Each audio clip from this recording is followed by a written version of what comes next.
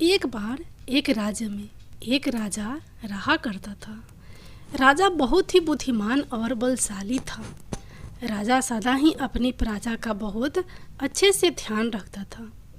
प्रजा भी राजा को बहुत पसंद करती थी। राजा की 2 बेटियां थी। राजा अपनी दोनों बेटियों से बहुत प्रेम करता था। राजा की छोटी बेटी देखने में बहुत सुंदर और आकर्षित थी और राजा की बड़ी बेटी छोटी बेटी के मुकाबले में थोड़ी कम सुंदर थी। राजा की छोटी बेटी माता की पूजा किया करती थी और सभी लोग राजा की छोटी बेटी से बहुत प्रेम करते थे और बहुत प्रशंसा किया करते थे। राजा की अपनी छोटी बेटी को बड़ी बेटी से अधिक प्रेम करता था, जिसके कारण राजा की बड़ी बेटी को अपनी छोटी बहन से बहुत नफरत होने लगी थी। राजा की दोनों बेटियां जब बड़ी हो गई तब एक पड़ोस के राज्य में रहने वाले राजकुमार राजा की बड़ी बेटी के लिए रिश्ता लेकर आया।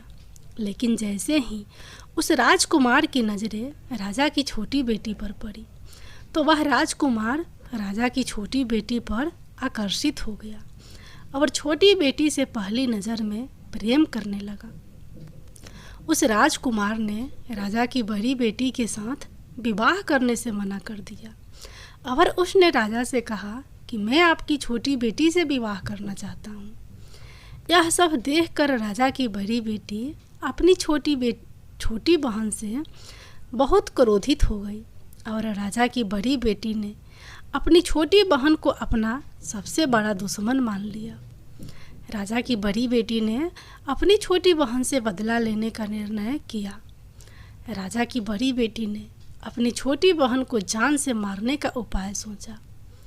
राजा की बड़ी बेटी ने अपनी छोटी बहन को मारने के लिए सबसे पहले एक लड्डू में जहर मिलाकर अपनी छोटी बहन को दे दिया और उसको लड्डू खाने के लिए कहा। लेकिन लड्डू खाने के बाद भी छोटी बहन को कुछ भी नहीं हुआ। बड़ी बहन यह देखकर बहुत आश्चर्यचकित हो गई, लेकिन बड़ी बहन ने हार नहीं मानी। जब उसकी छोटी बहन रात में कमरे में सो रही थी तब उसने एक मटके में सांप रखकर उसके कमरे में छोड़ दिया, लेकिन सांप भी छोटी बहन का कुछ नहीं कर पाया। जिसके बाद बड़ी बहन ने अपनी छोटी बहन से कहा कि चलो हम लोग कुएं में से पानी भर कर लाते हैं। जिसके लिए वह अपनी छोटी बहन को पानी भरने के बहाने कुएं के पास ले गई और उसने अपने छोटी बहन को कुएं में धक्का दे दिया। लेकिन छोटी बहन को तब भी कुछ नहीं हुआ, लेकिन हर बार 11 माता की उसकी रक्षा कर रही थी और उधर बड़ी बहन अपने सारे प्रयास के बाद भी असफल हो रही थी, जिससे वह बहुत क्रोधित हो गई और फिर उसने अपनी छोटी बहन के पास जाकर उससे प्रश्न किया कि मेरी छोटी बहन, क्या तुमको पता है कि भगवान ने सबको मृत्यु एक निश्चित समय पर लिखी हुई है और कैसे तुम्हारी ये मृत्यु होगी, क्या तुम जानती हो? तब छोटी बहन ने अपनी बड़ी बहन को बताया कि हाँ दीदी, मैं तो जानती हूँ मेरी मृत्यु कैसे होगी। छोटी बहन से यह सब बातें सुनकर बड़ी बहन मन ही मन बहुत प्रसन्न होने लगी और उसने अपनी छोटी बहन से कहा कि तुम मुझे अपनी मृत्यु का राज बताओ। तब छोटी बहन ने अपनी बड़ी बहन से कहा कि मेरी मृत्यु तो एक तोते में है, जो तोते के गले में एक हार है, उससे मेरी मृत्यु होगी। जब तक कोई भी व्यक्ति तोते को मारकर उस हार को अपने गले में पहने तो मैं मूर्छित हो जाऊंगी, और जैसे ही उस हार को अपने गले से उतारे तो मैं वापस से जीवित हो जाऊंगी। अपनी छोटी बहन की मृत्यु का राज जानकर बड़ी बहन बहुत खुश हुई और उसने अपनी छोटी बहन को मारने के लिए उसके पालतू तोते को ढूंढना शुरू कर दिया। और छोटी बहन को इस बात का अभ्यास हो गया था कि कोई उसकी जान लेना चाहता है, जिसके लिए वह अपने पिताजी के पास गई और उसने अपने पिताजी से कहा कि पिताजी, मेरी मृत्यु के बाद आप मुझे मत जलाइए, आप मुझे अपनी पुरानी वाली हवेली में एक पलंग में लेटाकर छोड़ दीजिएगा। अपनी छोटी बेटी की यह बात सुनकर राजा बहुत आश्चर्यचकित हो गया। राजा ने अपनी छोटी बेटी से पूछा कि बेटी, तुम यह क्या कर रही हो? तब राजा की छोटी बेटी ने बताया कि पिताजी, समय किसी के लिए नहीं रुकता है। क्या कब किसको हो जाए, इसका किसी को कुछ नहीं पता। फिर राजा ने अपनी छोटी बेटी से कहा कि तुम ऐसी बातें क्यों करती हो? तो 2-3 दिन के बाद तो तुम्हारा विवाह है। लेकिन छोटी बेटी ने अपने पिताजी को ऐसा करने पर मजबूर कर दिया और उसने वचन ले लिया। राजा ने भी अपनी छोटी बेटी की बात स्वीकार कर ली और 2-3 दिनों के बाद जब शादी का समय आया तब राजकुमार बारात लेकर राजा के घर आया और राजकुमार और राजा की छोटी बेटी का विवाह शुरू हो गया। जैसे ही राजा की छोटी बेटी राजकुमार के साथ 7 फेरे लेना शुरू हुई तो उसकी बड़ी बहन अपनी छोटी बहन के कमरे में जाकर उसके तोते को पकड़ लेती है और उसको जान से मार देती है। तोते के गले में जो हार था उसको अपने गले में धारण कर लेती है और जैसे ही बड़ी बहन उस हार को अपने गले में धारण करती है तो छोटी बहन 3.5 ही फेरे ले पाती है और वहीं पर बेहोश होकर गिर जाती है। जिसके बाद राजा ने बड़े बड़े दर्द हाकिमों को बुलाया और अपनी छोटी बेटी का इलाज करने के लिए कहा। राजा की बात सुनकर जब वैद्य ने छोटी बेटी को देखा तो राजा को बताया कि आपकी छोटी बेटी ना तो जीवित है और ना ही मरी हुई है। ऐसा मैं पहली बार देख रहा हूँ। राजा ने वैद्य और हाकिमों को यह बात बाहर बताने से मना कर दिया और उनको कहा कि अगर तुमने यह बात किसी को बाहर बताई तो हम तुमको फांसी दे देंगे।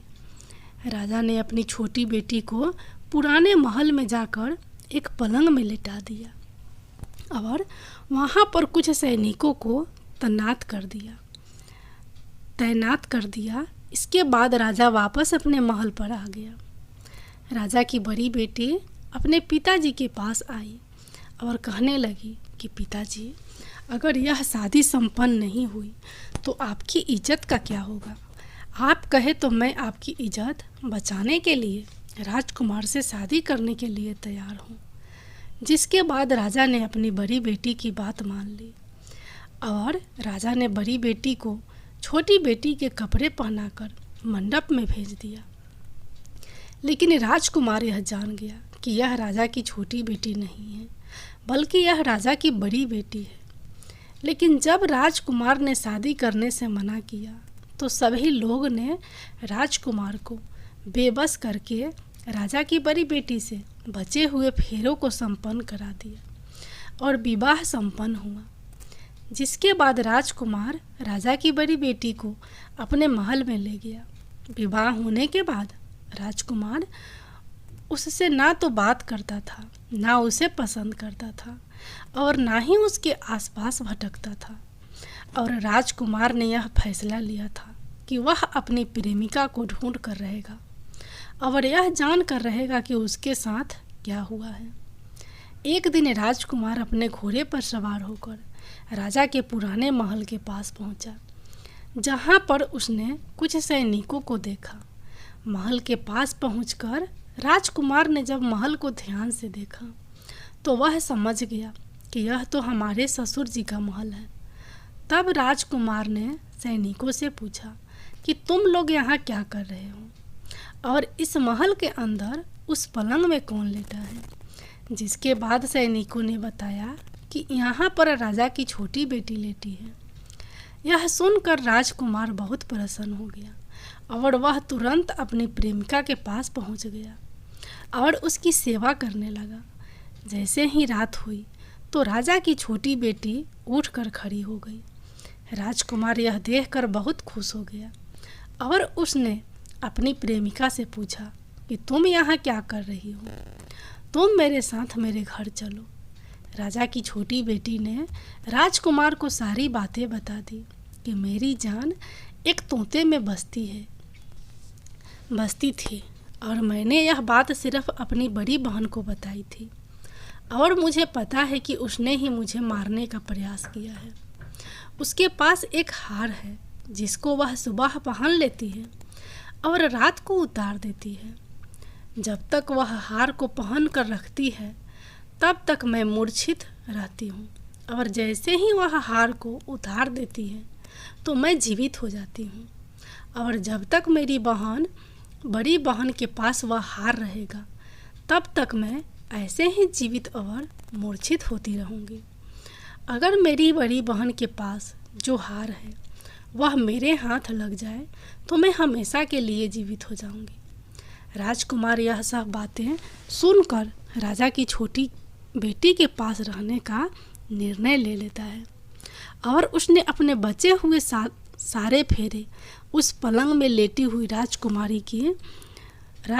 की छोटी बेटी के साथ ले लिए और अपना विवाह पूर्ण कर लिया और वहीं पर रहने लगा। देखते ही देखते कुछ समय में राजा की छोटी बेटी और राजकुमार की पत्नी गर्भवती हो गई। एक दिन राजकुमार को किसी काम से बाहर जाना पड़ा।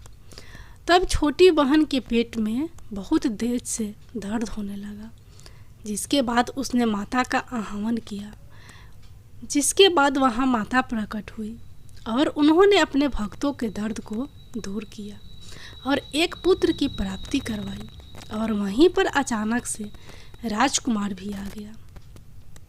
राजकुमार ने ग्यारस माता को देखा तो वह आश्चर्यचकित हो गया और उसने तुरंत ग्यारस माता को प्रणाम किया।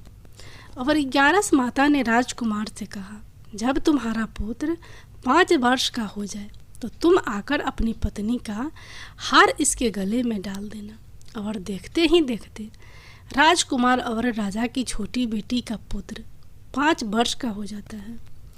तो राजकुमार अपने बेटे से कहता है कि बेटा, मैं कुछ काम से बाहर जा रहा हूँ, तुम अपनी माता का ध्यान रखना। और वहाँ से चला जाता है। राजा को बाहर निकलता देखकर बड़ी बहन के सैनिक देख लेते हैं और बड़ी बहन को जाकर सारी बातें बता देते हैं। जिसके बाद बड़ी बहन अपनी छोटी बहन के पुत्र को वहाँ से उठवा लेती है और उसको मरवा देती है।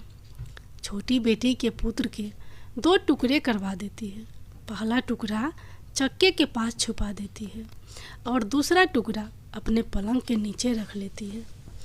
अब ग्यारस माता भिखारी का रूप लेकर आती हैं और एक भिखारी का रूप रखकर बड़ी बहन के पास चली जाती हैं। जिसके बाद वहाँ पर भिक्षा मांगने लगती है। तो बड़ी बहन अपने नौकरों से कहती है कि जाकर भिक्षा दे दो। लेकिन जैसे ही नौकर ग्यारस माता को भिक्षा देने के लिए आते हैं तो माता उन्हें मना कर देती है और कहती हैं कि मैं तुम्हारी महारानी से ही भिक्षा लूँगी। जिसके बाद बड़ी बहन स्वयं ही भिक्षा देने के लिए माता के पास आती है। तब माता एक बिल्ली का रूप लेकर उसके कमरे में चली जाती हैं और वहाँ पर छोटी बेटी के पुत्र के 2 टुकड़े को आपस में जोड़ देती हैं और उसे जीवित कर देती हैं। फिर उसे वहाँ से ले जाती हैं। राजकुमार अपने बेटे को लेकर अपनी पत्नी के पास जाता है और उसे कहता है कि तुम इसका ध्यान रखना। अगर तुम इस बच्चे को अच्छे से ध्यान रखोगी तो मैं तुमसे बात करूँगा। एक दिन राजकुमार अपने बच्चे से कहता है कि तुम मम्मी से उनके गले का हार मांग लो। तो अपने पिता की बात मानकर राजकुमार का लड़का अपने मम्मी के पास जाता है और कहता है कि मम्मी, मुझे तुम्हारा हार चाहिए। यह सुनकर पहले तो बड़ी बहन बहुत क्रोधित होती है, पर उसको याद आता है कि राजकुमार ने कहा था कि अगर मैं इस बच्चे का ध्यान अच्छे से रखूंगी तो वह मुझसे बात करेंगे। जिसके कारण वह हार उस बच्चे को दे देती है और वह तुरंत हार को ले जाकर अपने पिताजी को दे देता है। और तभी राजकुमार अपने बेटे को लेकर वहाँ से जाने लगता है और अपनी पत्नी से कहता है कि तुम हमारे लिए खाना बना कर रखना, मैं शाम को आकर तुम्हारे साथ खाना खाऊंगा। और वह अपने बेटे को लेकर वहाँ से चला जाता है। जिसके बाद वह राजा के पास जाता है और उनको सारी बातें बता देता है। राजा अपनी बड़ी बेटी की ये करतूत सुनकर बहुत क्रोधित होते हैं और अपनी परवरिश पर ही दोष देने लगते हैं। राजकुमार को अपनी छोटी बेटी के साथ रहने के लिए आदेश दे देते हैं। इस प्रकार 11 माता की कृपा से राजकुमार और राजा की छोटी बेटी सुखपूर्वक रहने लगे। प्रेम से बोलिए एकादशी माता की जय। प्रेम से